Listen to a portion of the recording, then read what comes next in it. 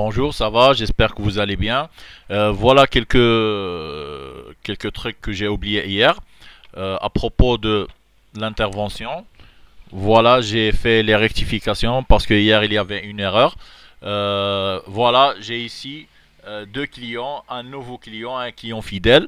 Par exemple, si je change ce client vers, par exemple, mauvais client, automatiquement il devient en rouge. Même si je fais une recherche, par exemple de un, 2, voilà, c'est un mauvais payeur, mauvais client. Voilà, je peux le changer vers, par exemple, à nouveau vers, par exemple, client fidèle. Voilà, ça devient en noir. Pour les clients, les mauvais clients, je peux ajouter dans observation client, par exemple ici, client mauvais payeur, pour savoir la cause pourquoi il est en blacklist. Il y a aussi, voilà, il y a aussi la partie intervention. Voilà, hier, les interventions ici, le total hors taxe, la TVA, les TTC, il était à zéro. Pourquoi? Parce que il n'y avait pas encore un devis. Maintenant que le devis est fait pour cette intervention, on va voir. Il y a visite pour devis, il y a un devis qui est validé.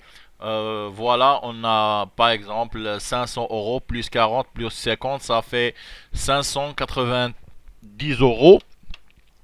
Je vais voir ici, c'est 590 euros, dont les TVA de 10% c'est 59 euros, le total TTC c'est 649 euros.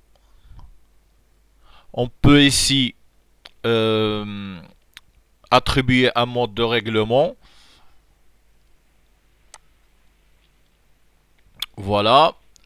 Pour la partie consultation des interventions, ici dans cette partie-là de la recherche, on peut rechercher par numéro d'intervention, le nom du client, par exemple le nom du technicien, par immatriculation et par date d'intervention. Par exemple, je vais choisir la date, par exemple le 3.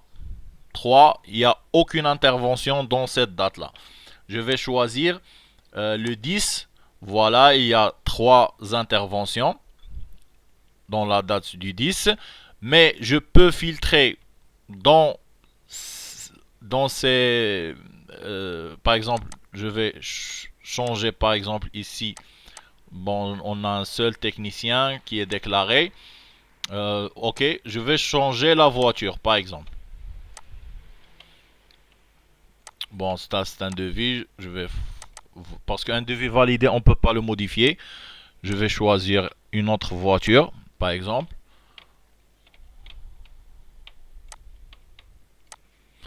Bon, voilà, on a ici deux voitures. Par exemple, je vais choisir cette voiture-là. Par exemple, je vais mettre l'immatriculation 12 500. Voilà, j'ai dans cette date qu'une seule voiture avec cette immatriculation. Pour question de euh,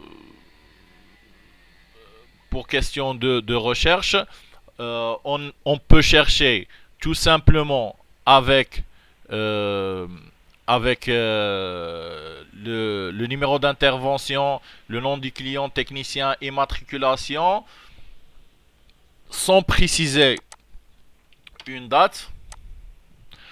Mais on peut aussi chercher avec une date sans préciser les autres paramètres. Et on peut chercher par les deux. Ces paramètres-là dans une date. Pour ce qui concerne les infractions causées par les chauffeurs, si on a une infraction, par exemple, on a automatiquement la date d'infraction et l'heure d'infraction. Alors, on va aller, par exemple, directement dans la date d'infraction et on peut saisir les matriculations, par exemple 11.3.